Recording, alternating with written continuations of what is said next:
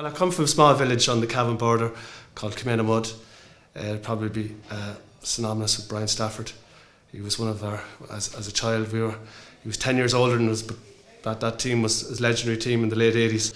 I moved down to Waterford about 20 years ago and got involved in various teams, from underage to ladies football to school teams. And I'm obviously mad about GA, hurling and football. And I kind of had it always in the back of my head that I'd be interested in everyone thinks to have a solution from afar. It's not as easy as it looks. So at the end of last year, there was a kind of I wouldn't say a struggle, but there wasn't too many candidates coming forward.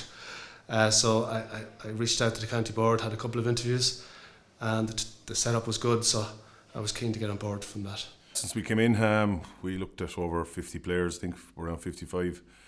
There was good response from all of them.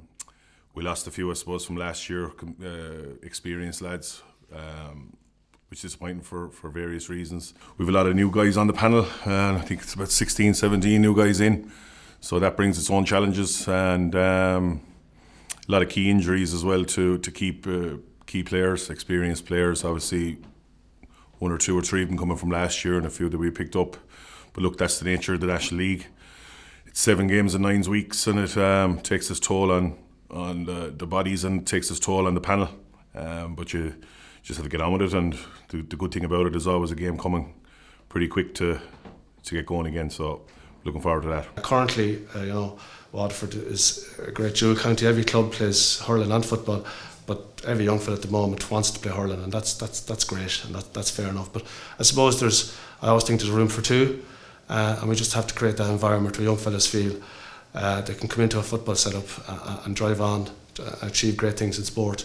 We have great facilities, we have everything we need. We just want to get, it's not something everyone wants instant success. It's not something that's going to happen overnight.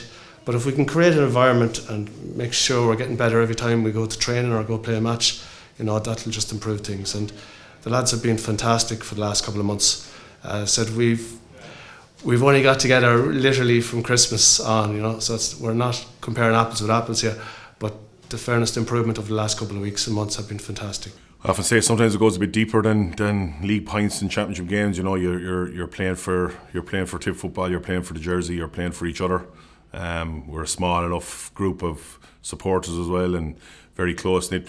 We almost know most of them by name at away games and stuff. So that's important. It's I've never made any secret of the fact Tip is a traditionally hurling county. That'll never change, but we'd always like to keep our own little bit of tradition going in the football circles, and it can be tough at times, but we continue to drive standards and try and keep standards high and keep getting better.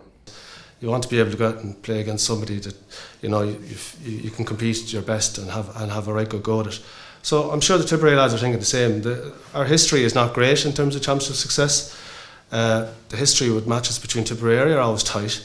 And the year Tipperary got to the All-Ireland semi-final, I was at that game at Fairfield, and it was just the class up front was ultimately the difference, and Tipperary got to the semi-final that year. So there's great footballers in Tipperary. There's great tradition in Tipperary football, and as I said, both counties are looking forward to it, and we're looking forward to it especially, and the games at home. Waterford would feel they got a good draw on us, and we would probably feel the same. So it'll be very much a 50-50 game.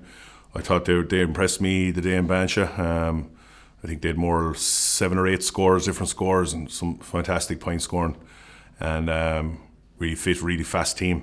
So we'll have to be at our very best to beat them in the championship.